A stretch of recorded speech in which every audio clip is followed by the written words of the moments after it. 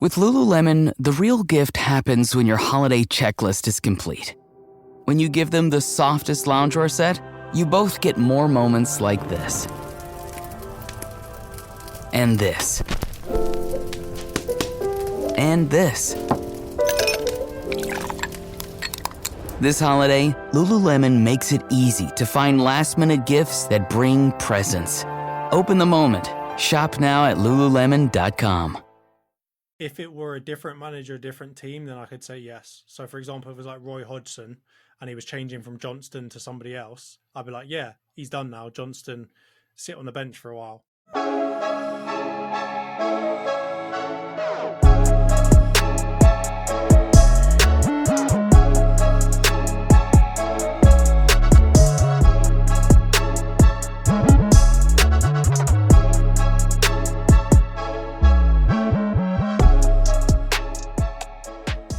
Hello, everyone, and welcome back to the Social Media Derby. How you doing, Ant? Good, mate. I'm good. My team's but I'm all right. How are you, man? Yeah, I thought you might not be feeling too great about the football side of things, but I obviously you had a nice little holiday, so I hope that was good. For me, I'm feeling all right. Again, not a scintillating performance. So on the football side of things, I'm not over the moon, but yeah, just happy to see 3 points, which aren't coming too easy for us at the moment. So, anyway, it's tough out here. Yeah, it is. Football's a humbler, as they say. So today we've got a pretty good show, kind of lined up here. We've obviously got some interesting results to talk through. Obviously, Arsenal played Everton away. Man United played Brighton at home. So we're going to go through those today, as well as looking a little bit forward to some of the interesting things that are going to be happening this week.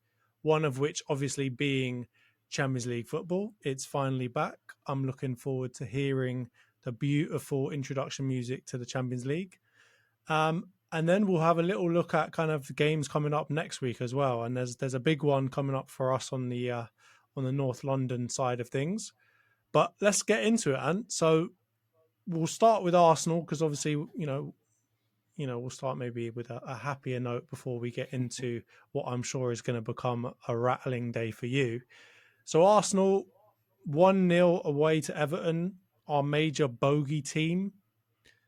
It's not a result that we typically get. I can't remember the exact record, but we haven't won against Everton for a decently long amount of time, which is always frustrating for us.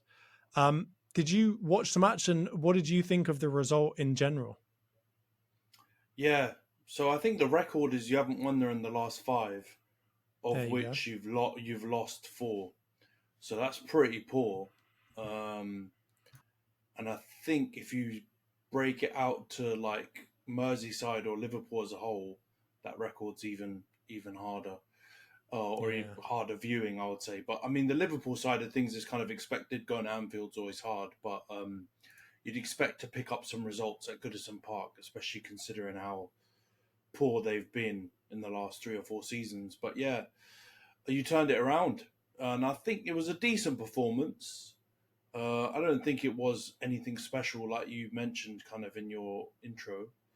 I think you kind of just got the job done. And at grounds where you have a bit of a hoodoo, like Selhurst Park, like Burnley, Turf Moor, and stuff like that, where you guys have struggled before, you kind of just need to get out there alive and get a result. The performance isn't too important. And you knew Everton were going to play like a low block, absolute shithouse football. So, it was always going to be difficult. It was going to be polar opposites. And I think you guys did well. I think I was pleasantly surprised to see some of the changes Arteta made. So bringing in Fabio Vieira, dropping Havertz, bringing in obviously Raya for Ramsdale.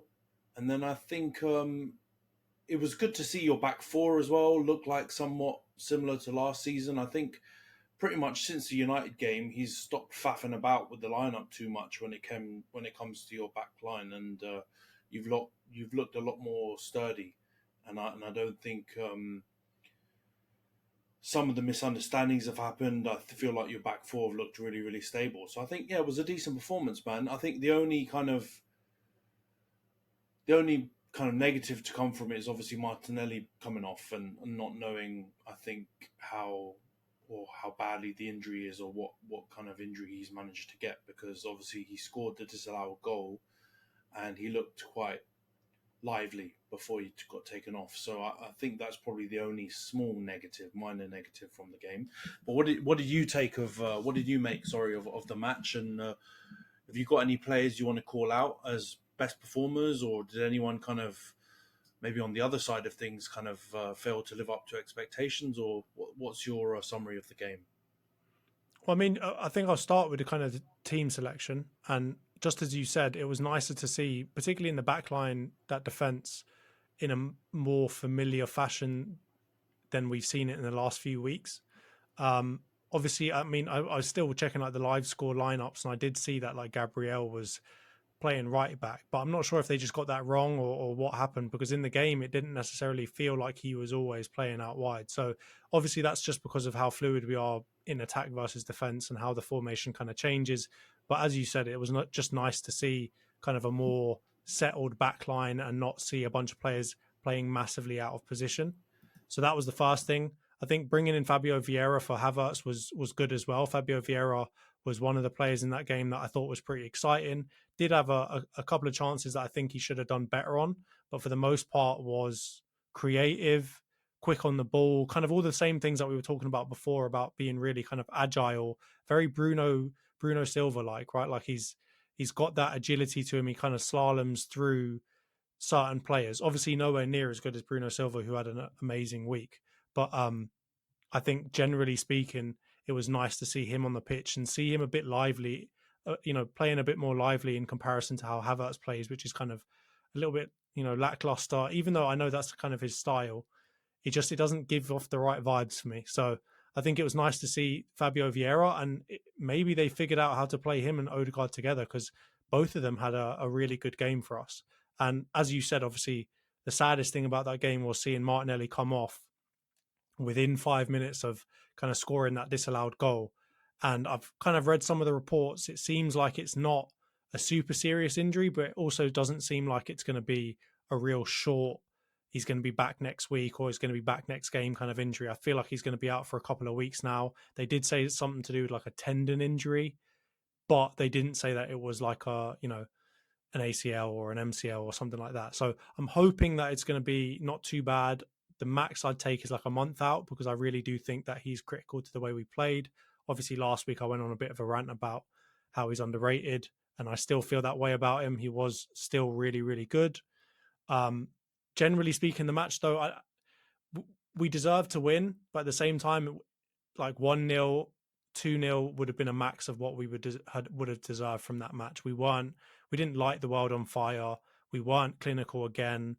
We didn't create a crazy number of chances. We did create some good ones, but nothing like no crazy domination of that game.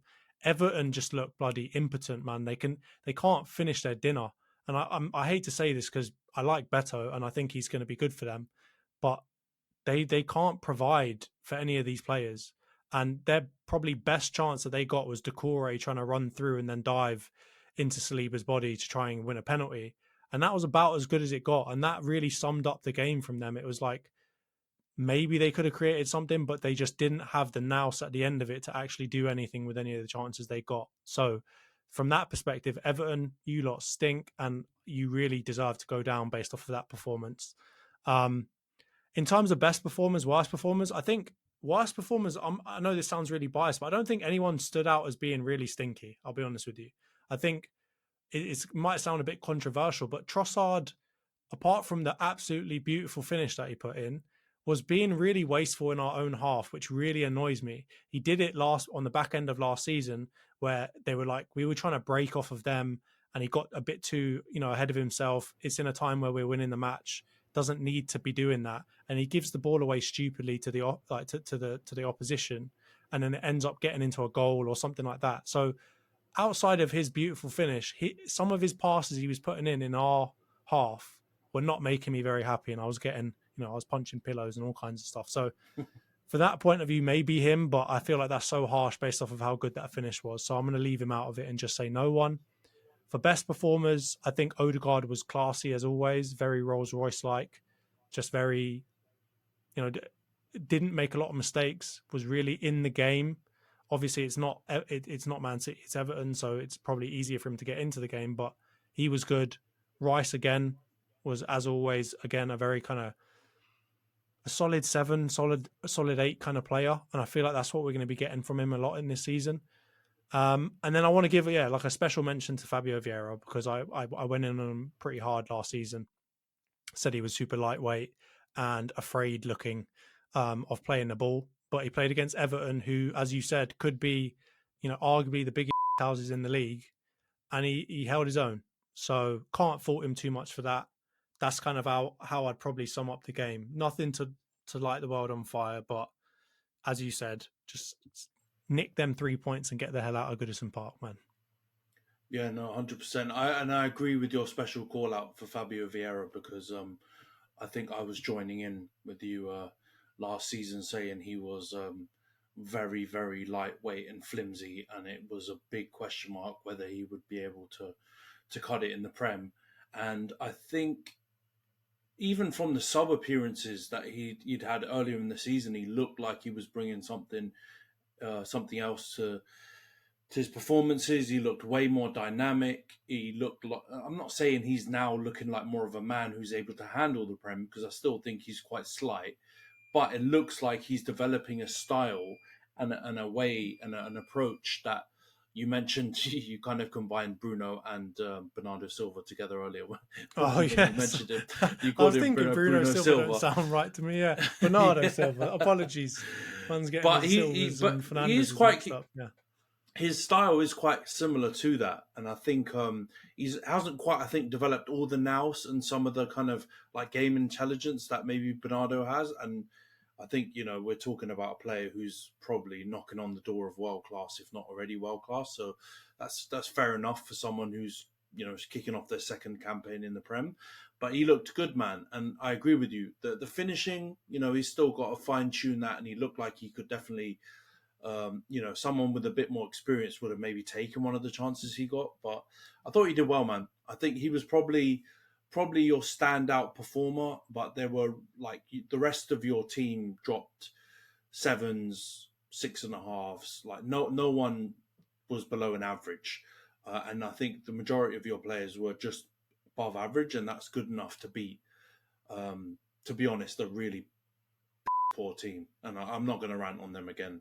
After last week, but yeah, they're just rubbish. We don't need to talk about Everton too much more. They're just living off the hype of the Goodison crowd and stuff like that. But even them, like, God bless them. How do they get up from watching that absolute every week? I don't know. I can see how they would just lose the will to live and not be able to support that team, because, like you said, they don't create chances.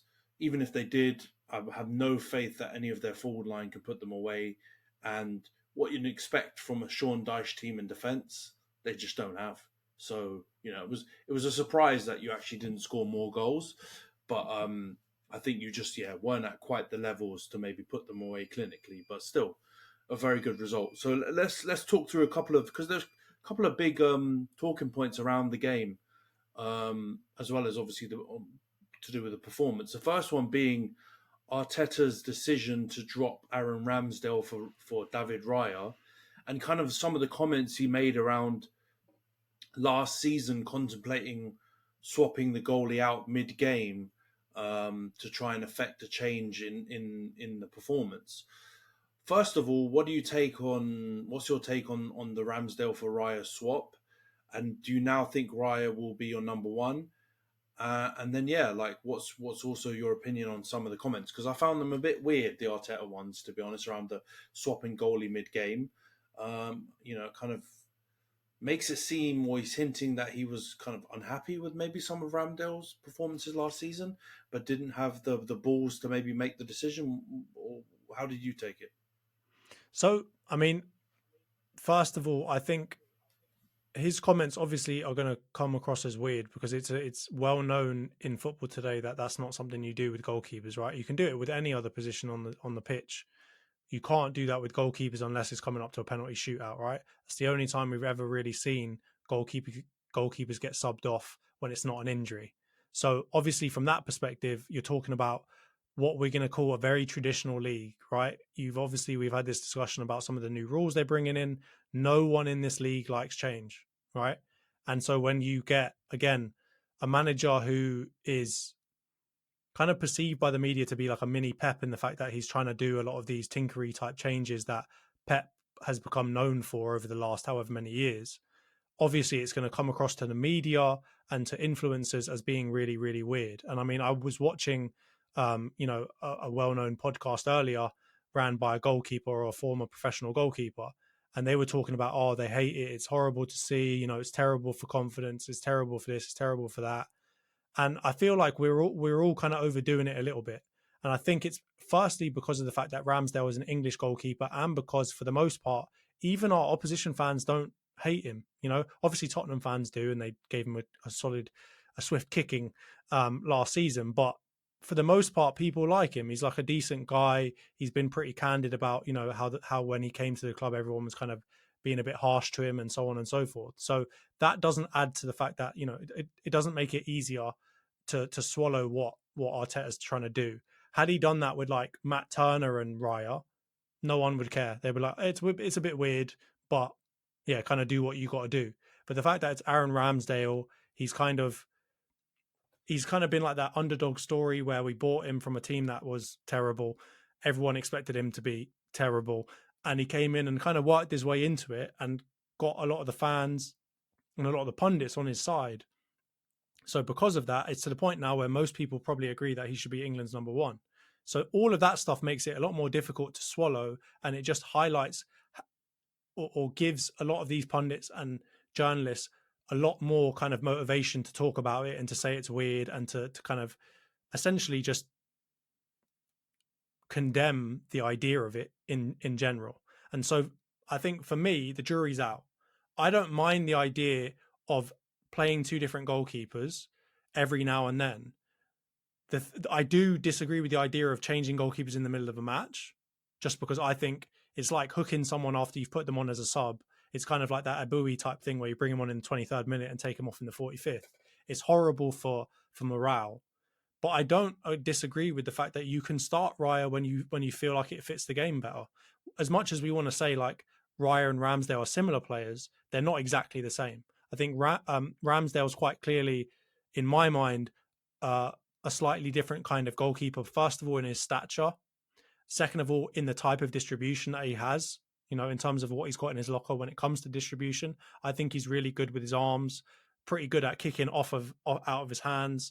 But I feel like Raya offers something different in terms of dribbling, in terms of being able to push up the pitch a little bit, that confidence, kicking the ball straight off the ground. I like that part of him. So from that point of view, I'm happy to see, Raya come in when Arteta believes it's suitable for the style that we want to play or the formation that we want to play.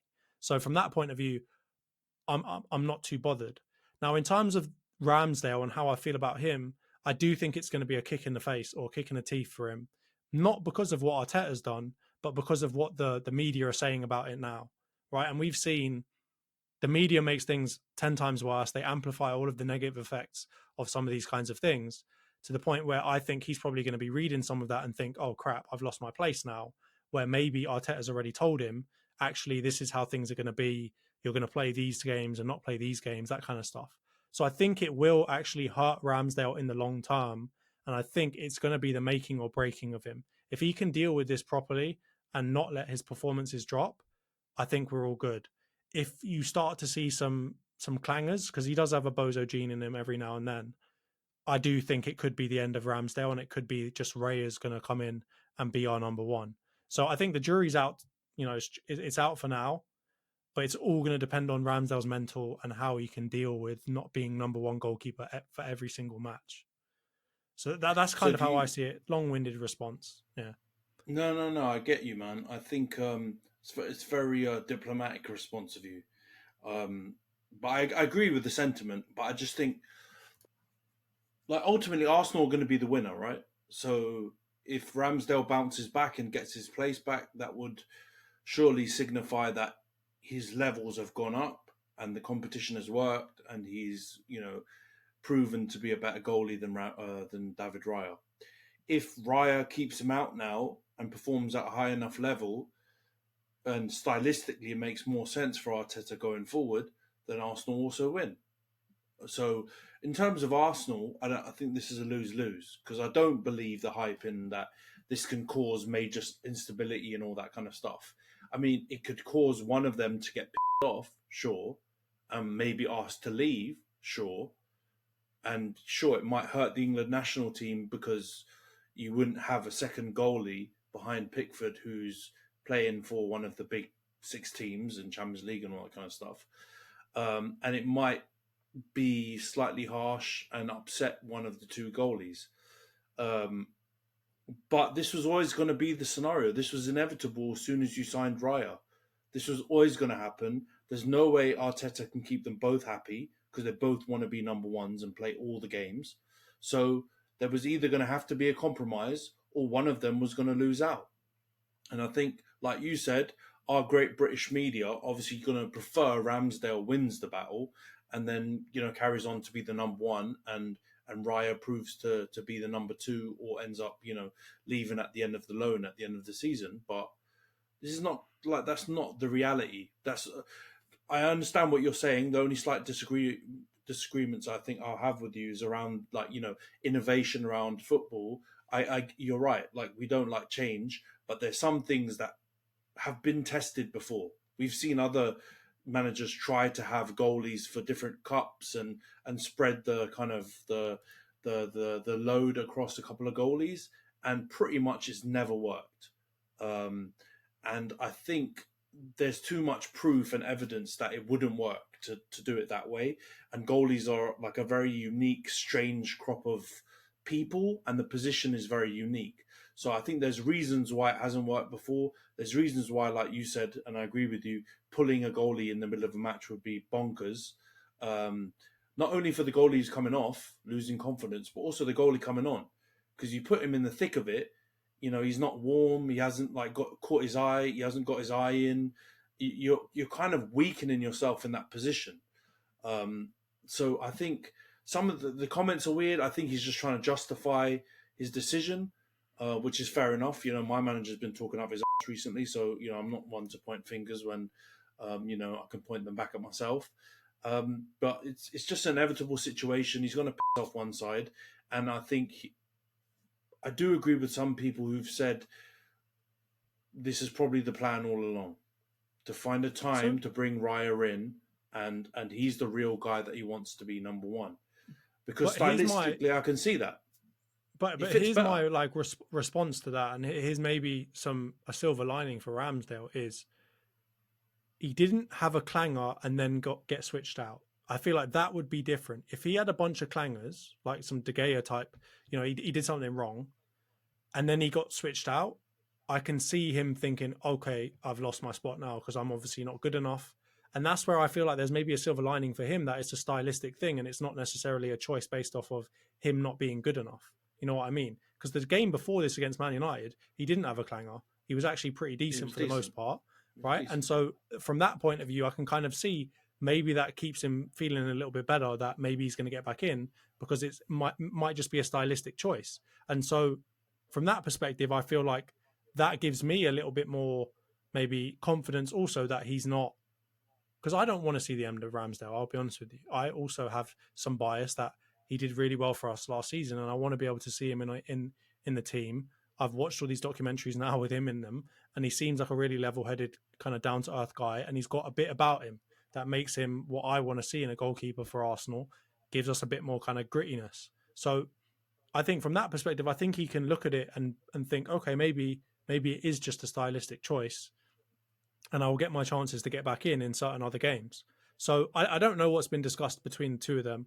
I do think, obviously, the idea of having multiple goalkeepers to this day has not really worked, right? Obviously, as you said, we've had quite a lot of evidence to say it hasn't worked. At the same time, a lot of the things that Pep did, we've seen a lot of evidence that they shouldn't work or haven't worked when other managers have tried them. So I've still got a little bit of hope that maybe Arteta's got, he's just got the sauce. He's got the pep sauce where he can make something work that hasn't worked for anyone else. But as you said, he does have a lot of these weird shouts that I disagree with. So it could as easily work out as it could go absolutely tits up. And we could see the back of Ramsdale, which I would hate to see, because I would imagine he's probably going to go to another English club, which means he's going to go to a club that probably competes with us. So I'm praying that it's just, that Arteta is going to be a genius in this case and not be an absolute end. But I guess we'll have to wait a few more weeks to see. Up, Johns. There's no up. This is my point. Like, it is sure it would go left if you're a big Ramsdale fan, or it would definitely go left if you're a big Raya fan. Either way, one of the two sides is going to be upset. But as a club, it won't go wrong, because if Ramsdale gets back, continues to be your number one, or now Raya continues to be your number one, it will be because they've been performing at a high level, because they're both very good goalies. So Arsenal wins out regardless. One of the players will be the loser. And I really doubt either one of them is going to accept the 50-50 role. They're both too good to be. They've been playing Premier League football as number ones for the last couple of seasons. They've been performing at a high level, both of them, and I just can't see long term how it's going to work. So, some fans will be upset. You might have some embarrassing moments where Arteta talks rubbish when he tries to justify it, but it's fine, because basically it's a lose-lose. It's a win-win. There's no way you can lose with these two goalies. They're both good. It's not like you're choosing between two different shades of shit. You're choosing between two very good goalies. But the only way that we can lose, though, is if this unsettles the rest of the team. You see, this is what I'm saying. In terms of the quality of the goalies, of course, it's a win-win, because they're both really, really good goalkeepers. So regardless of, the competition aspect will make one of them better than the other, right? Quite clearly, one will stand out over the other. That's how things tend to go. But at the same time, if we've got all this attention on it, if we've got people questioning Arteta, if it doesn't work out, let's say, for example, he brings Raya in, Raya goes baps up, and Ramsdale comes back in, if Raya's gone baps up, it's probably resulted in us losing a game or in us drawing a game. So I think in the short term, there are ways that it can negatively affect the team in terms of morale, but also in terms of performances, right? Because the lack of stability in that position we've seen doesn't help anyone, right? Like, whenever you've got in the defensive part of a team, if you don't have stability in who you're playing, and this is about Man United as well, if you don't have stability in who you're playing in that back sit or that back four, right, and back, obviously the goalkeeper too, it does create implications for the rest of the team, and it creates implications for the results of the team too. So he's doing a lot of tinkering, which has actually hurt us so far this season. We haven't played very well, and I would argue a lot of the tinkering is down to, a lot of the bad results are down to some of the tinkering that he's done. So if he's going to go and tinker a lot with the goalkeeping position, it could hurt our results. If he chooses the wrong one at the wrong time, it's going to make us look stupid in the media. It's going to make him look stupid in the media. It's going to create some fan discourse, right? Because he's not doing normal things. So everyone's going to look at this weird thing that he's done as being the reason why everything's going badly for us, if it does. And then obviously the results of the team might suffer because we don't have the stability in the position. So I do think it can go wrong. And this is where people like Ben Foster, I get what they're talking about. It can go wrong. And that's where I'm worried. Yeah, I don't know, man. I of course, there's always a worst case scenario, but I really think you're talking about a 1% chance of that kind of stuff, because they're both top goalies. I think you talked about the character of Ramsdale. We don't really know Raya's character necessarily. I haven't really seen too much about him, but Ramsdale doesn't seem like the type of character to throw his toys out the pram. So even if he does become unsettled and may want to leave, I think that'll be all it is. And I don't think it will necessarily become this huge thing that you're talking about. And I think stylistically as well, the difference between Ramsdale to Raya is not the same as a De Gea to Onana. Like, of course, those are like polar your opposites. Team transitions, your team transitions shouldn't really be massively affected by it. And to be honest, you didn't really see that in the game against Everton. It didn't look outwardly obvious that you had a new goalie who played a wildly different style. sure, there's some attributes. He's a bit higher up the pitch. Like you described, he's kind of takes a bit more time on the ball. He feels a little bit more comfortable on the ball to dribble out and play kind of shorter, intricate passes. But Ramsdale's not poor at any of those things. So I feel like your team will be able to cope with it. And I think it's going to be a positive regardless. But like I said, there might be some memeable moments. There might be some things where people who are fans of Ramsdale or Raya will get their nose bent out of shape. But yeah, it's interesting. Do you now think, just to close this question quickly, do you think Raya is now your number one? Do you think this is No. like the baton being handed, or do you still think it's up in the air? No, I don't think it is. I think if it were a different manager, a different team, then I could say yes. So, for example, if it was like Roy Hodgson and he was changing from Johnston to somebody else, I'd be like, yeah, he's done now. Johnston, sit on the bench for a while. Knowing Arteta and what he's been doing so far this season and what kind of breed he comes from, no, I don't think either of them are number one, which is what's strange about it. I would say I'd probably still favour Ramsdale to be the number one for the team. But I guess we'll kind of find out tomorrow. Or I guess for those listeners today. Yeah, that's interesting, man. Because I do lean on the side now that I think you're right. Ramsdale hasn't thrown in a clanger to warrant necessarily being dropped. But I do think Raya coming in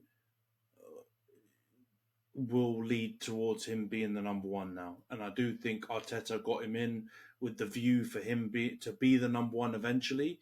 But like an open-ended question to Ramsdale. This is the plan, but you have an opportunity to obviously keep the shirt if you play the way we want you to, and you improve, or you fight for the jersey and get it back. But I do think we're leaning towards that way, and I wouldn't be surprised to see Raya in goal in the Champions League and in goal in the North London derby. I really wouldn't be shocked. I actually think that's where I'm leaning. I don't think he would have waited this long to do that, though. I feel like from the get-go, he played Havertz, he played Partey in a right-back position. He already took risks. So if he was going to do that with the goalkeeper, I think he would have done it already. So that's why I think there's still a chance for Ramsdale, and I think he's still going to get in. Yeah, no, I see the logic in it, but I just think Raya came in later in the window. I think there's other things that may have kind of required him to have a little bit more of a kind of bedding in period. And who knows? There was some chat around. I'm not saying Ramsdale had a bad game in the United game, because I do think he was decent. But there were some people saying he could have saved the Rashford goal. There were some people that were saying that maybe that's something that you could look at. But I think it would be a stretch. But I do think. Anyway, that's just my opinion. I think and it's not a bad thing, because I rate Raya. I think he's a good goalie, and I think also, I mean, bear in mind, Ramsdale's coming off at international duty where he played. He actually started for us, right? So that could also play into things as well. So we really don't know. It's very early to call. We'll see. But I see why you might say that, because Raya had a good game and he was very commanding of his box in a way that Ramsdale hasn't been before. So I can see it. It could happen. I just still think that Ramsdale's got enough credit in the bank to stay on for a little bit longer. You would hope so. That makes sense. Now let's get into kind of the big talking point in the game, because as we talked about, there wasn't too many big talking points really. But there's obviously the Martinelli offside goal, which took ages for them to first of all make a decision on, and then it looked like they were examining two different parts of the move. First, the Eddie Nketiah involvement, which they judged to be slightly offside, and then also the Martinelli final stage, which again they judged, I think, to be offside. Right, so I'm lost, mate. But what's your opinion on it? What did you think it was offside? Either one, or by the rule book, yes, but the rule book is stupid, and this is something that we've discussed before, right? If we're going to go by the rules, then yeah, fair enough, because I think the rule was, if Beto was not intentionally playing the ball back, then it still can be counted as offside. Even if Gabriel was not trying to pass it to Nketiah at all, it clearly was not intended for him. It was intended for somebody else that Beto intercepted and ended up going in that direction towards Nketiah. But by the rule book, I guess, yes, that is offside. But that's stupid. Because had it Gabriel tried to play it to Nketiah and it just took like a little deflection of somebody else, then I get why that rule would be in place, right? Because nothing was really affected in the phase of play. Gabriel was trying to get it to Nketiah, and Beto played it, and Nketiah was offside, so it's offside. I get that, but in this case, Gabriel was not trying to play the ball to Nketiah. Nketiah would have not have known or been aware of the fact that this ball was going to come to him. So of course he's not going to be trying to stay on side, right? It's a reaction to what Beto did in intercepting the ball. And I think that's just the way I see it. I didn't even see like the second phase. I didn't see them reviewing the second phase. I just saw them go straight to the first phase and be like, okay, that's offside. And now in terms of it, was Nketiah actually offside? I don't know. Like I was reading the rules yesterday because I was so confused. And apparently, the way that the Premier League implements VAR is that they have to have at least 5 cameras. And in my mind, they then apparently are supposed to use those 5 cameras to draw lines on the pitch that are 1 pixel wide. And so I'm like, okay, great. If you're going to do 1 pixel wide, that's enough. 1 pixel is tiny. But the view that they give us to zoom in to show us is never clear enough. They do it at this very far zoomed angle and they make the lines thicker so that you can see them, right? Because they're only 1 pixel wide. But then they look like they're at the same exact level when you zoom out like that and you make the lines thicker. So I can't tell, is that offside or onside? And this is how bad it got. When Gary Neville, of all people, is saying that that's onside, I can't believe that seems like they've guessed in favour of Arsenal, then you know something's like weird is going on. So I'm not going to complain too much because we didn't end up losing the game and it didn't end up being a big one. But my main 2 points are the rules are stupid and they clearly haven't been developed based off of the actual intention of the game. They've just been developed off of something else and then applied elsewhere. And then second of all, if they've got the right technology, because I've heard Goldbridge complaining that they haven't got the tech for it. They haven't got the tech for it because one geezer sent him a super chat that said they don't have the tech for it. But I think they do have the tech for it. They're just not showing it properly to the people that are watching. So to us, it looks like they draw the lines wonky. To us, it looks like the head is ahead of the shoulders because the angles they're giving us are so crap. So I just think they're not doing themselves any favors with how they're presenting any of these things on telly. So rules are stupid. It's being implemented terribly. I agree with you, man.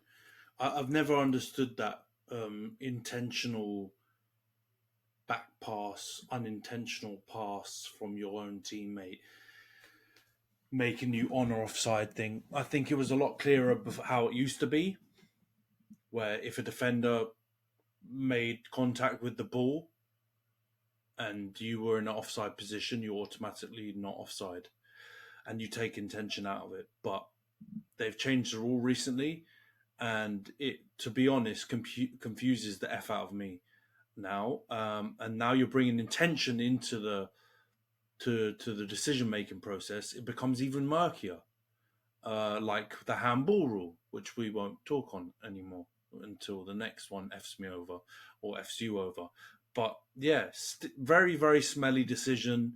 And again, when I looked at the lines, it was like the Garnacho one. Like, to my naked eye, you have an opinion, but when you look at what's supposed to be the official, like, kind of opinion based on all the facts and all the angles and stuff like that, it confuses you and puts you right back to the starting point. Because then, yeah, when I looked at those lines, they all look like they're onside. And if they're being judged offside, it's going back to the ridiculous nature of the armpit hairs being offside. Remember when VAR was first implemented and everyone was outraged? And I get it. Like, you know, I love Gary Neville. Historically, I can recognize he's been talking out of his ass for, you know, the last maybe 18 months, maybe 24. But I agree with him on that. It does actually seem like they're bloody guessing. The way they're showing us, and maybe you're right, maybe they're doing themselves a disservice, but I don't know, man. Listening to Howard Webb's show that he's got with Michael Owen, where they talk about the decision making, listening to them talk about it, I don't know how clear they are about what the decisions they're making. I actually do think there's elements of guessing and just like, you know, the vibes at the moment, kind of leading them down a certain decision. So yeah, I think it was poor, man. And I actually think that goal would have set the goal alight and you would have had a better game because it would have opened it up earlier. Everton would have been forced to come out and start playing and not be, 15 man behind the ball style boring football. But it just made for a worse spectacle, and it took forever, and it looked like they had no clue what they were doing. And like you said, the rules for that first Nketiah play should not be. That's not how that move should have been judged. Not by that criteria. That's absolutely ridiculous, and they're making it harder for themselves. But we can make a whole referee complaining podcast with the amount we chat about them. So, I mean, it would be 5 hours long every week as well because they stink, mate. Exactly, yeah. So let's move on to the next kind of key question now that I've gotten. It should be a fairly straightforward one. Like, are you happy with this starting 11? Is this the starting 11 now that you want to see go forward? Or do you still think he needs to do more tweaking? Because from what it sounds like you said earlier, even though really the results haven't, been massively affected by the tweaking, to be honest. One draw against Fulham. Yeah, more the performances, you've won everything else. Do you want to stick now with this starting 11? Would you like to see Fabio Vieira start again? Would you like to see Raya start again? And if not, what do you think is going to be the final starting 11 that you use for the most of the season? I mean, based on merit, I feel like Fabio Vieira deserves to start now. So from that point of view, Havertz has had 4 very underwhelming games. I think it's time for him to ride bench a little bit and watch Fabio Vieira play a little bit, because Vieira's been in the team. He's had some pretty good performances of late.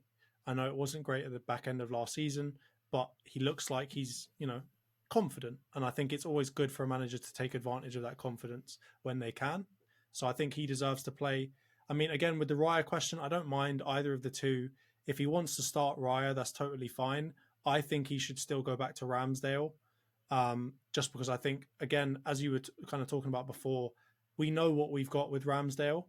And I think I'd like to see cameos of Raya so I can figure him out, because obviously it's clear that Ramsdale's a pretty big personality in the changing room too, which I think is important for this team. In terms of the defence, obviously there's some injuries there, so I'm not sure I want to see Gabriel starting right back. If that was actually true and he did actually start right back, I'd still prefer to see him start centre or left centre back alongside of Zinchenko with Saliba, and then White playing on the right hand side. I think that would be good. I do want to see Gabby Jesus start. I mean, I like Nketiah, and I think he's good for our team, but at the same time, I don't think he's done enough now to warrant being the starter over Gabby Jesus. I think Gabby Jesus has been exciting every time he's come on the pitch for us. He's a hard worker. He's a bit of a house, which I like. And I think is going to be very important for the North London derby, especially when you've got the opposite of him on the other side, Richarlison, who's also a Brazilian house. So I think it will be important for him to play. And I think the only other shout I'd say is I feel like Trossard might need to start soon. Maybe there's a chance that, with Martinelli out now for a couple of weeks, maybe Trossard needs to be the one to start on that left-hand side. So I don't know how things are going to go, just because obviously it's fluid and injuries are a big thing. And obviously now with European football coming into play, it's going to change things around. But I'd like to see Ramsdale back in goal. I want to see Gabriel back at left centre-back, keep Fabio Vieira at centre mid, and then stick Trossard on the left-hand side with Gabby Jesus playing up top. So I don't want to see the exact starting 11 because I don't think we lit the world on fire. But I think it was more in the direction of what Arsenal fans were expecting based off of our kind of performances last season and the formation that we played. Yeah, no, I think that's fair, man. I think it would be an overreaction maybe to stick completely with this starting 11, but I do think you're right. Some problem areas have been solved by some of the changes he's made. And, there are a few more tweaks I think probably get you guys flowing a bit better. All right, we've done 40 plus minutes on Arsenal. I've tried my best to elongate this as long as possible. I know what time it is. It's time to go. It's time to go. Exactly. A 3-1 defeat to Brighton again. Or was it 32 matches at home that you hadn't lost? The last team that you'd lost to at home was Brighton. And they've come back and done it again, mate. How did you feel about that game? Because I'll be honest with you, you were actually playing well in the first half. You were doing things. And maybe if that disallowed goal had stood, we'd be sat here and you'd be smiling and not frowning. What did you think of it? I agree with your first point that we played decent in chunks of the first half. I wouldn't say the whole first half though, because I do think after they scored, like the momentum shifted a bit. We were seeing a little bit less of the ball because I think before that point we had like 60 plus possession, 60+% possession. So that's pretty good going against a Brighton team, whether you're home or away. They generally dominate the ball. So I think Ten Hag got his initial tactics pretty much on the money. I think we were creating chances. We didn't have cutting edge. I think Rashford was so wasteful and really greedy, to be honest, for a lot of those chances because the majority of them fell to him. I felt really bad for Højlund because I feel like he put an absolute shift in. He was making good movements. He was getting into good spaces. He just never got the ball. And the annoying thing was the only time he did get the ball was, when the ball apparently had gone out of play and the goal was disallowed. So it's quite frustrating because I feel like we've had a few games like this, like I could call out Spurs away, where we had a good chunk of the ball, we're knocking it about decently, creating chances and just not finishing our dinner. And then the momentum swings at some point, and also as a result probably of the opposition managers making tweaks and being more proactive in game and changing that like momentum within the match. Because I think Ange Postecoglou definitely did that at half time against Spurs, and I think De Zerbi definitely did that again at half time for Brighton, because I think in the second half they battered us, and I don't think there was any sign of a fight back, any sign of any kind of desire, determination.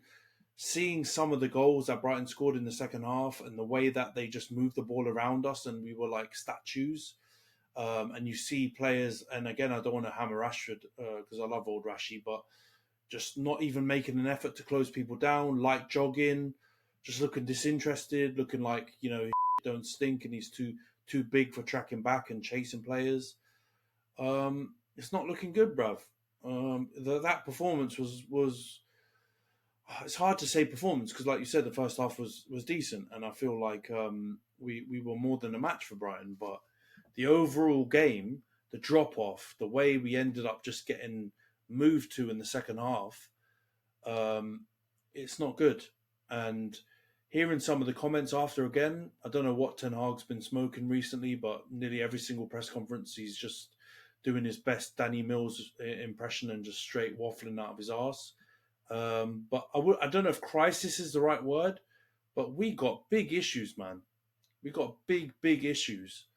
And yeah, like there's so many things that I think that happened in the game that we should be doing better. Like I said, Rashford should be either taking some of those chances himself or preferably squaring them to Højlund or another player in a better position who's got a higher chance of scoring. I think Casemiro, again, just got absolutely ran circles around. I think Reguilon actually looked all right. I think I'd probably put him forward as one of the better performers. Players, yeah, he was overlapping really well. He showed a lot of desire. He looked kind of like Reguilon at Sevilla in those original days that kind of got Tottenham to buy him, and I think we were interested in him at that point. And he looked okay. He kept the Dingra very quiet for the most part. Yeah, and the Dingra's decent, man. He's quite lively, so that yeah. he did well. I think Lisandro Martinez was absolutely shocking. Got put on his ass again, which seems to be a regular occurrence now. He's just sitting down more than he's standing up, which is quite frustrating. And to have that done to him by Pascal Gross, and no disrespect to him, he's a decent player, but he's not exactly madly techie or got some dirty like body movement that will send man to the shops. But he absolutely did him up a kipper. I think Lindelof also for the first goal got just nowhere near his man. Oh, what did you make of like the lineup? Because obviously Bruno Fernandes started out on the right wing, right? And I feel like maybe Højlund needed service, right? And he wasn't getting it from Rashford because Rashford is used to just going and banging in goals himself. He's not used to playing with a proper nine. And maybe had Bruno been playing in the middle, he might have got a bit more service. What did you make of that whole kind of lineup issue and how Bruno started out on the right? Now, with all the issues we've got going on at the moment, I thought it was a guarantee that Bruno was going to start out on the right. And I'm not one of those fans, United fans, who like get livid and crazy if we see Bruno out on the right. He's decent there. He obviously doesn't have the explosive acceleration to like beat a man, but he swings in good crosses from the right. He's very effective there when he plays there for Portugal as well. I know they were playing Luxembourg or whatever, but majority of his assists came from the right wing, and I'm not Yeah, mad he did at a that. dirty Trivella, didn't he? Yeah, exactly, and I'm not mad at that. I think he performs really well from that side, and he's got a good delivery. So that's kind of what you're asking for. Crosses being swung into to Højlund from that side, but it just because of our lack of organisation, and the fact that we were actually looked like we were playing more of a diamond midfield, he wasn't really out on the right for a big portion of that match. He was kind of still drifting in centrally. And then the tactical Because it was changes more of like a that diamond, I guess. He yeah, didn't it was a actually diamond start out midfield. on a Yeah, wing. Yeah. no, he was kind of right-sided centre midfield of the diamond, but he still was kind of swapping positions with Ericsson at different points. So it was very fluid and it worked, I would say. And I think it was a big contributing factor to why we kind of had more of the ball and how we kind of flummoxed them in those initial periods of the game. But once De Zerbi made those tactical tweaks and they just started pinging balls out to their wing backs that were really far wide and Lamptey kind was of causing serious yeah, problems. they kind of just broke that whole tactical plan, and we didn't respond, and Ten Hag didn't find a way to kind of to solve that problem. So yeah, no, I wasn't too mad at the Bruno thing. I have to also call out Onana. I think should be doing better for a couple of those Yeah, goals as well. 100%. I think the Gross shot was in distance. He should have saved it. I think the João Pedro goal absolutely should have been saved. I even think the first Welbeck goal, even though it was kind of shot quite quickly and it was from a short distance, I've seen top goalies save that. So I don't think any of the goals were absolutely no chance for him. I think he had a chance to save all three of them. So I think he's got to look at himself. I saw some stat that he's faced 10 shots and conceded 7 goals. That's smelly. You can't be doing that. Like I know there's some trade-offs for having a goalie with better distribution and better on the ball, but we're not talking trading off his general shot stopping completely. You know what I mean? Yeah. He can't just be just a sieve letting everything through. He's got to stop some stuff. So I think he should be disappointed with that performance. Where does it end? I think McTominay was pretty much invisible for the whole match. I saw that he had by far the lowest amount of touches on the ball before he came off, I think. Yeah, and that's a common thread for him. He goes missing in matches or he goes voluntarily hiding. Like, I don't know what it is. But as a central midfielder, pure central midfielder, it's clear now that that's not his role. Like for Scotland, he plays way more advanced and he has an impact. I'm not expecting him to score bundles of goals for us, but if you know that that's his strength or that's one of his strengths, then why persist with playing him as a deep line midfielder? He's not doing well in that position. So yeah, man, I don't know if I have anyone really to put in the best performance other than I guess Reguilon, who played semi-decently. I think Højlund looked fairly lively. The rest of them were pretty shite at different levels. What about I don't know how to pronounce his name, Mabry? Oh, Hannibal. Yeah, he came on. He looked lively. He put himself about. He's Got a bit of goal. a. Yeah, it was decent. It was decent. I wasn't sure about the celebration after it, but I understand he's a young player and he's got his first goal at Old Trafford, so I understand. He's finally getting a chance. Yeah, he's finally getting a chance. He was decent on loan last year at Birmingham. I think he's a decent player. He's already been playing for Tunisia's national team for a couple of seasons now. He puts himself about. I remember that time we went to Anfield and we were getting absolutely slapped. I don't think it was a 7-0, but I think it was probably a 5-0, 4-0 that we had the season before that. And he was out there trying to clamp people, and he looked like he was, had a bit more desire. So he's always been a player who's willing to like give 100% and basically do all the opposites of what the rest of our team have been doing for the beginning part of the season, man. So yeah, crisis might be, a slight overreaction, but we're definitely in some serious problems right now and serious trouble. Yeah. And the way that Ten Hag's talking, it doesn't fill me with as much confidence that we're going to be able to pull ourselves back up to kind of where we were last season. Because when we had blips last season, the way Ten Hag was responding was the way you'd expect to see your manager, or you hope to see your manager respond, with some defiance, with some acknowledgement that we've been with some kind of assurances that he's going to work on things and certain things can't run. Whereas right now, I don't know, man, it almost seems like an acceptance that things are a bit effed up. It seems like a bit of delusion here and there when he makes certain comments as well. So I don't know, man. It's a really strange moment.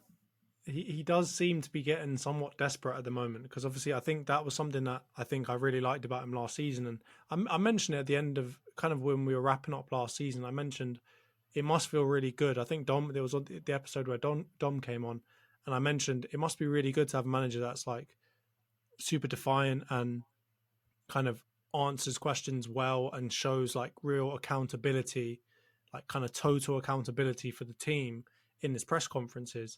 And I think ever since I've said that, he's gone the opposite way now. And it appears that he's now blaming a lot more on kind of external things and a little bit less on what he can do as a manager. And I'm starting to get a little bit worried for him. And this kind of get onto my kind of major question, which is, I feel like at the moment with Ten Hag, there's not much more you can do to show your team that you mean business than to get rid of one of the best players ever in your team because he doesn't track back, to sack off one of the most exciting players, or at the time, one of the most exciting players in the world. I feel like he's shown quite a lot. Like, he benched your best player last season for being late. He's done a lot of things to show that team, you lot need to fix up. And it apparently has not fully worked. And it's getting to a point now where like I feel like desperation maybe is a good word to explain how he sounds in his press conferences. So that leads me on to the question, which is I keep getting these adverts from Betfred and whoever else saying, Pochettino, Ten Hag, they've got their odds are dropping for them to be sacked this season. And so we've obviously seen some criticism on some call-in shows and that, like TalkSport and all them lot, where some fans are going in on him and saying, get rid of him. He's not the right man to lead the club. How do you see it? Like, how far does it need to go with Man United before you can see Ten Hag getting the sack? Yeah, I mean, everything's so reactionary. So last season, I think everyone was understandably kind of jumping on the Ten Hag bandwagon a lot because, to be honest, we overachieved with the signings we managed to get in, with the deadwood we still had available, with some of the batterings we received, we still finished in third and managed to win a trophy, which was super important for us at that time. And probably not what was expected of Ten Hag in that first season. So I think there's this idea that he's got a bit of credit in the bank, which I do buy into. But he's got to get some criticism. And he's got to get some criticism for, I think, two main reasons. The first obvious reason is on the pitch and why he's not getting the best out of the players that he's had at his disposal at the beginning of the season. I do think there's some caveats with that, though, and I will get my mini violin out and say the injuries we've had have obviously the teams we've been able to select are definitely nowhere near his first choice 11. And I think that is something we can all at least agree and acknowledge.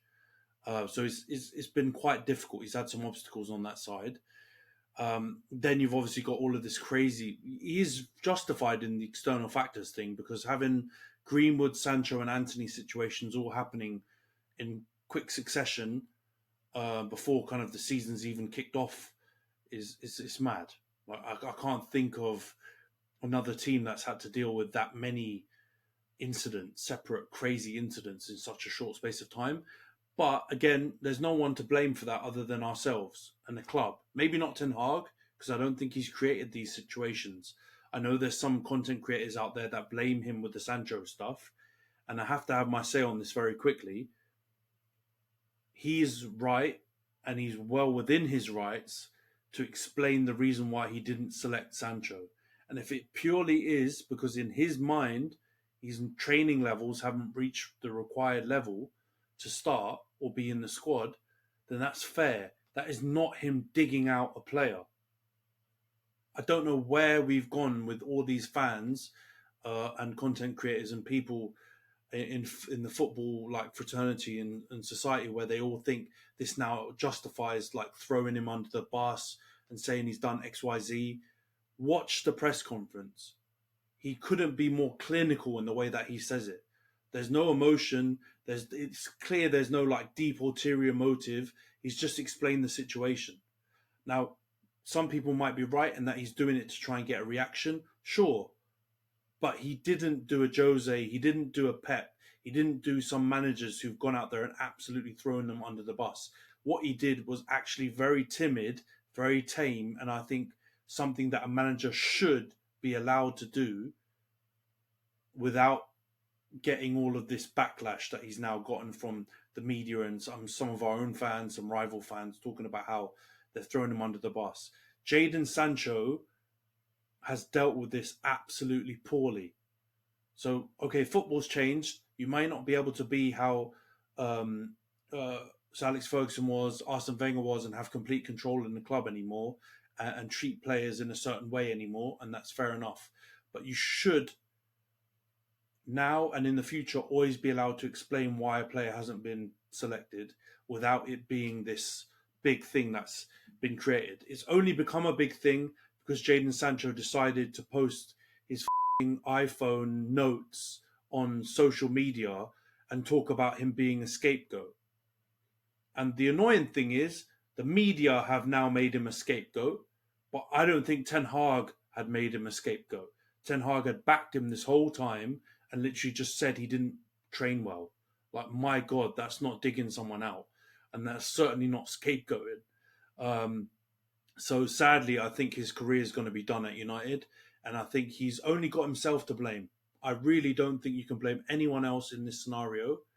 You can only blame himself for the way he's been training, for the way he's been playing on the pitch, and for everything that's gone on around his career. It's only him. Only he needs to look in the mirror. So that's another thing that's, obviously caused some instability, because I'm sure he's, close with Rashi, he's close with a few players in the squad. And, it can set, the cat amongst the pigeons. And the second thing that I think you could say Ten Hag deserves criticism for is some of the rubbish he's been saying in the press conferences. He hasn't been defiant. He hasn't been speaking like someone who, is upset with how the team has been performing.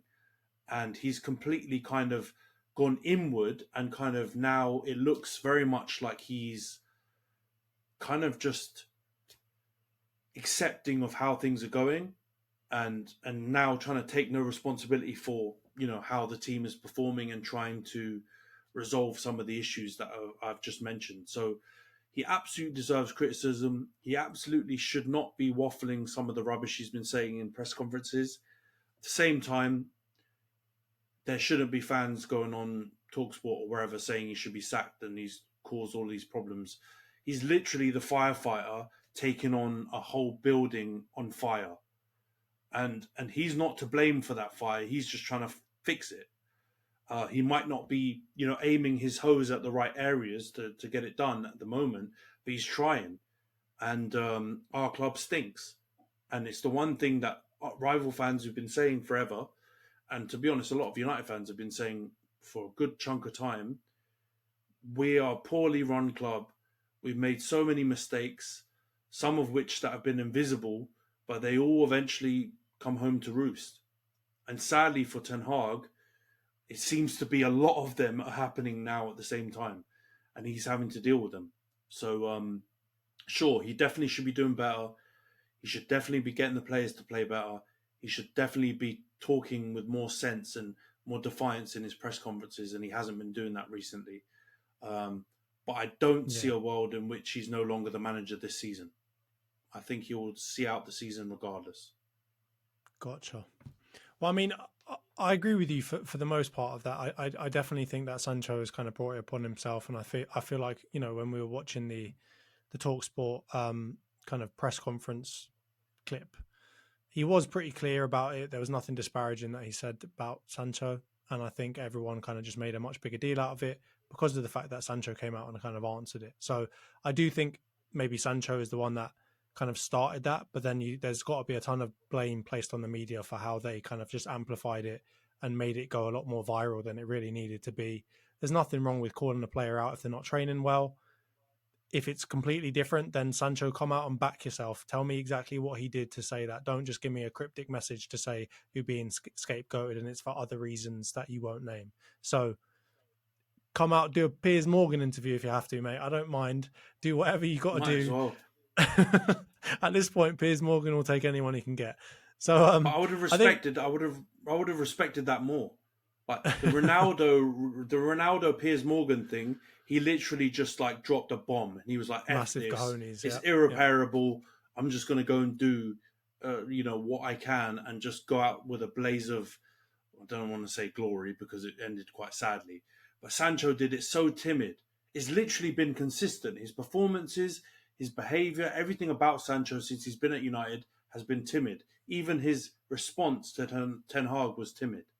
So yeah, stinks, man. And I love Sancho. people have seen me on this pod before back him and still say, I'll be there for him. But yeah, I don't know, man. This is where I draw the line. There's no coming back from this. Well, I mean, particularly because he's kind of somewhat inadvertently kind of knocked over the first domino that's leading to other negative things for the club, right? Because I think we can't separate some of this media criticism that's happening from the performances that you see on the field, right? It's really difficult to say that these things haven't affected Ten Hag, they haven't affected the team, the morale, all of the things. When, as you said, with injuries, I will concede that you have had an absolute shocker so far with injuries, and you just don't need something else to be coming in and making things even worse for you. So I think from that perspective, I agree completely. And I wanted to get onto one more thing before we move to the kind of Champions League and Game Week 6 preview. And that's really all around the Glazers.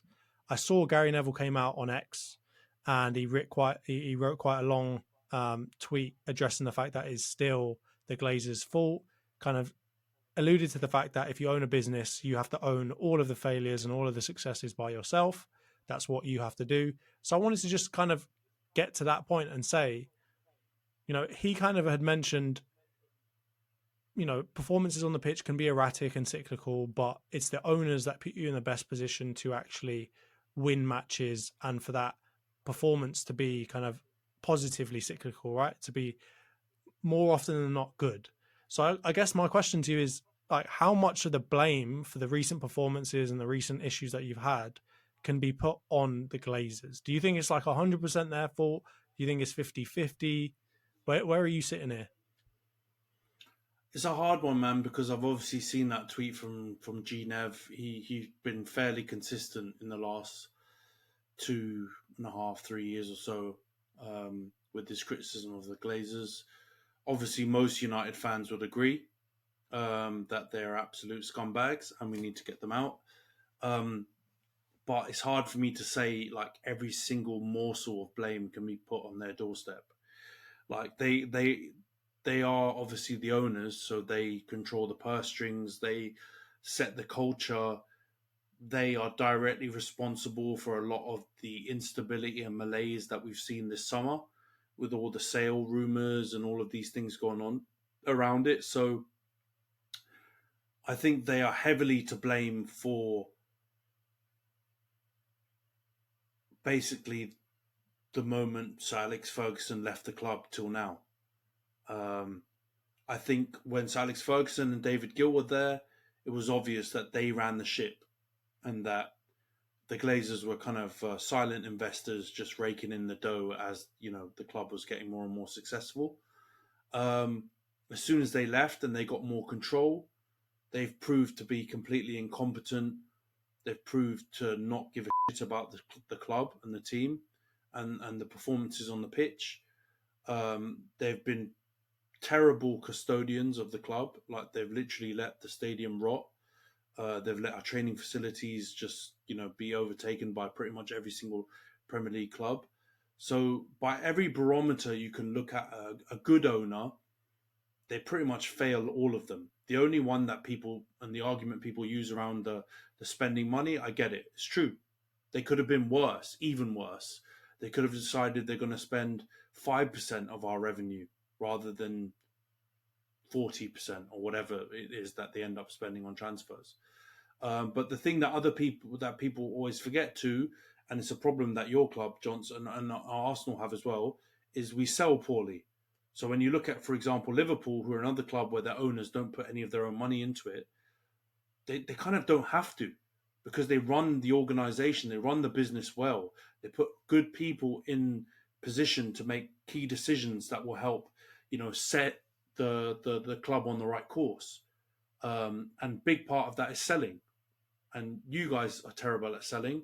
We're terrible at selling, even worse probably. And that hampers your business as well. So if you're not going to sell well, then you need to put more money in, because you still need to get better players. And this is what happened this summer, where they talk all this rubbish about we need to sell to buy. Or maybe it wasn't rubbish, because you saw at the end we got Amrabat on loan. So that's a big part of their transfer responsibility that they've completely failed. Sure, have they put money in? Yes. Can you say any of the money that we've spent has been spent well? Some of the players have been decent, but nearly every single player we've talked about this has been overspent. Was true. Ten Hag said it in his press conference. He was talking a lot of crap. He did say even Brighton spend money. But the one thing he did say that I think was accurate was, Man United come into a transfer and try and buy someone, you're going to get bumped. It's just the way of the world. Everyone knows that you spend money terribly, and they come at you. They know, just kind of like Chelsea these days as well. We're going to bump you for this. And Man United are really the godfathers of that movement of getting bumped by smaller teams. So that was one thing that he did say that I thought was actually accurate in amongst a bunch of crap. Yeah. So, yeah, that's another facet that you can blame the Glazers, right? Like, they, maybe not them personally, although I would like to add, it's well known that they have final sign-off on all big transfers. So even though they hired Ed Woodward, even though they've now got Richard Arnold, even though we've now got John Murtough, who's the director of football, still they require sign-off. So when we can't get Perisic because we're 5 million out at the time, it was because they didn't want to sign him off. When we've been trying to get other players and we've just not been able to make the transfer work because the finances weren't right, it's because the Glazers decided they weren't. And the annoying part of that financial debate is they should always be right for us. We should be allowed to waste and piss away all the money in the world because we actually generate it. Sure, it's not good for the game. Sure, it makes it it's unlevel playing field and all that kind of stuff. But the reality of the club generating that much money, of course, the fans want to see that much money being spent. If it's not directly on players on the pitch, at least let it be on the infrastructure. At least let it be on something else, so we know that you actually care about the club. All of which they don't do. All of which they've proven the opposite by taking dividends and just constantly trying to suck money out of the club. The fact that we've now got more than £1 billion in debt, it's obvious that they're poor owners. But at the same time, you can't say 100%, because even with poor owners, they don't go on the pitch. And of course, what Alan Shearer said is true as well. Match of the Day, he said, the culture eventually comes down from the top and seeps down from the top onto the pitch. And I think the biggest thing that they've impacted on the squad is all the player power that we've got in. And you see it, all the leaks coming out, all the this coming out. We didn't have that under Sir Alex Ferguson. We didn't have that under David Gill.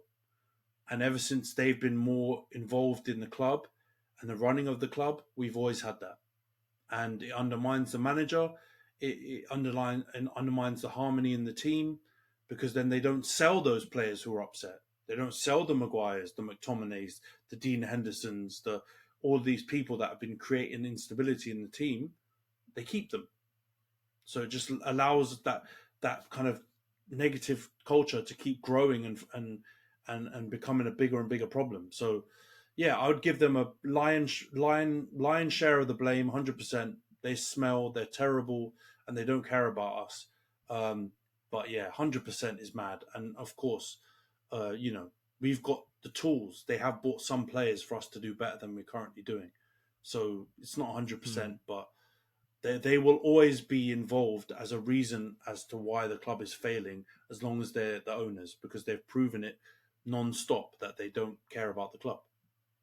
Yeah. Yeah, I mean, I really feel like they run you like an NFL or like an NBA team, where they're just expecting that if you do terribly, you're going to be able to draft the next LeBron or something. There's something about the way that they run your club that doesn't fit into kind of the football pyramid or just football teams outside of America anyway. So I agree with you. They are run terribly, and I think that there is a hell of a lot of blame to be put onto them. But let's move on now to kind of the last segment.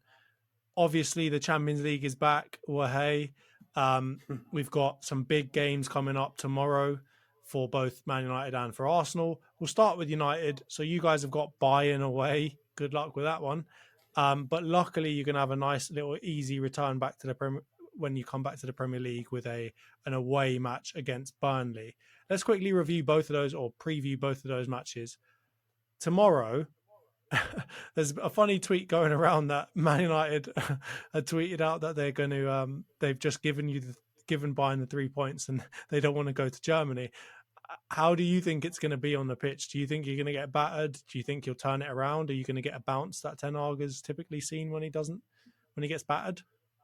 No, I don't think we'll get battered. Touch wood. Battering incoming, but I think we'll probably lose. I wouldn't be shocked if we got a draw. But yeah, I think the heavy betting's got to be on us taking the L in Munich. I will say their defense looks dodgy though. Any defense with Upamecano in it is a defense that can let in goals. Yeah, well, I mean, they've also got that goalie Ulrich in goal, who's obviously not Neuer. They've got very attacking fullbacks. Kim Min-jae looks good.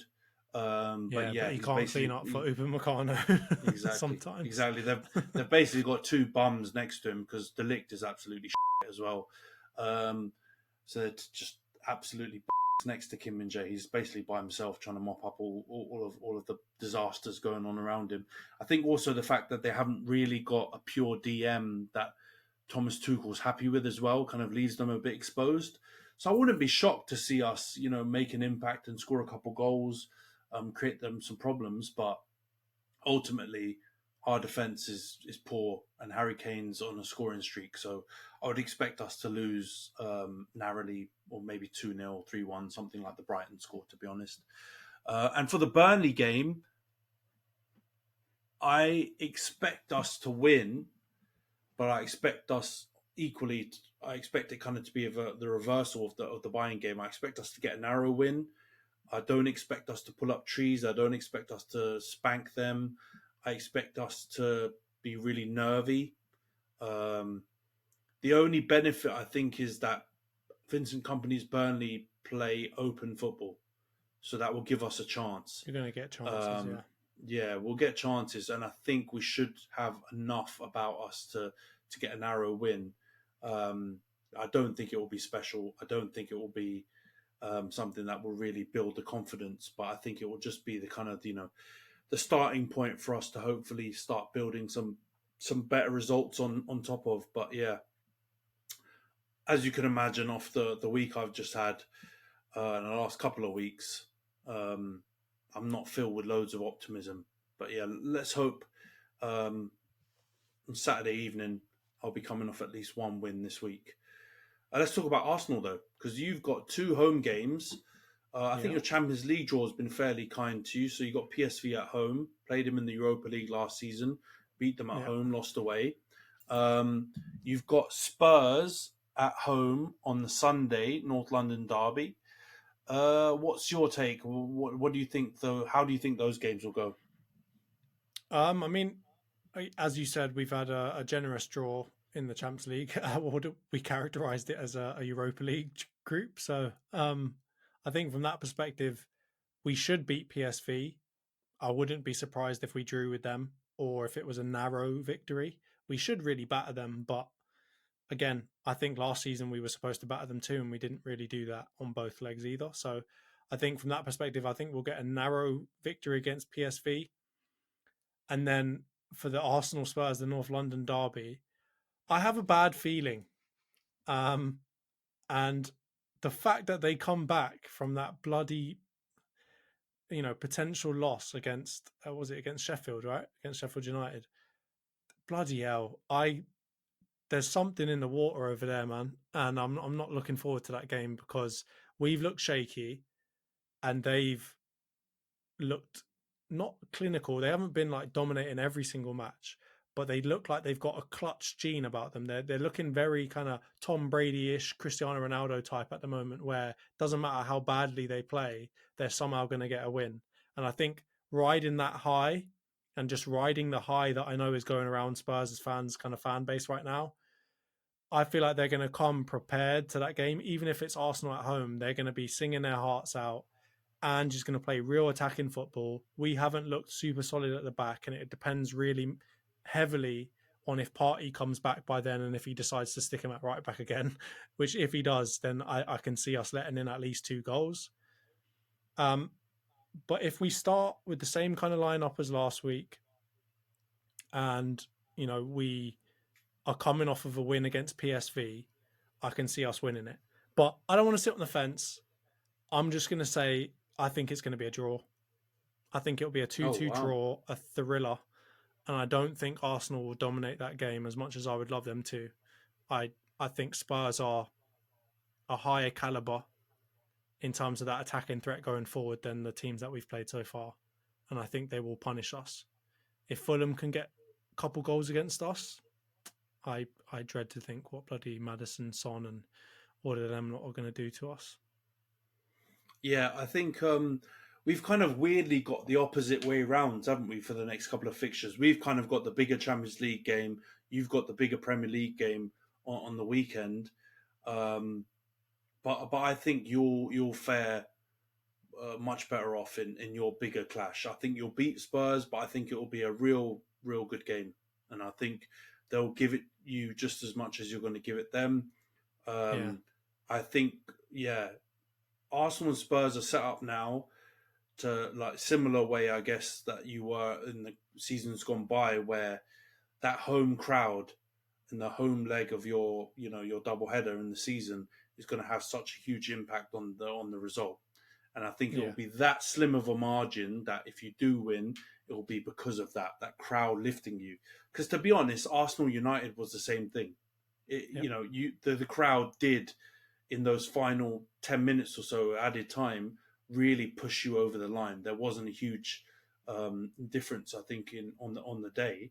And I think you'll probably have a similar result against Spurs. But I think it's going to be great, man.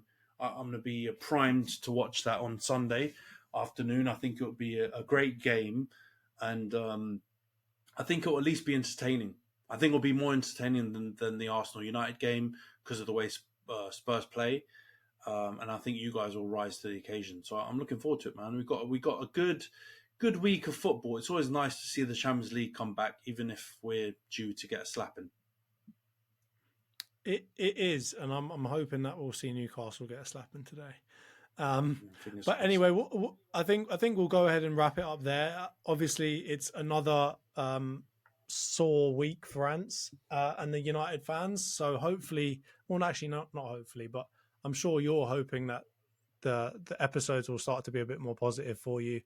And you might be able to get some revenge on us next week, depending on that result against Spurs. So we'll see you guys next week. Obviously, as always, if you're watching on YouTube, a big thank you for watching. Please do subscribe to the channel if you can, like the video, share it, comment down below with any kind of questions or comments that you think around some of the topics that we discussed today. And for those of you listening on Spotify, Apple, or any other podcasting platform, as always, please follow.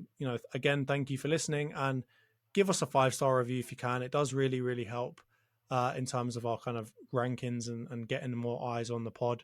So just a big thank you again to everyone, and big thank you to you, Ants. I'm looking forward to seeing you against Bayern tomorrow, mate. Yeah, I think I'm due to get a salary for this podcast. It's feeling very workish. Not happy to turn up, just kind of being there because you have to be. But yeah, let's hope the results and the performances turn around for us, because otherwise I might need to make this an Arsenal podcast and let one of your mates come on and take my place. Might have to get a Tottenham fan on it and make it a different exactly. kind of social media fun. derby. All right, wrap cheers it up, everyone. Wrap it up. See you next week. See you, mate.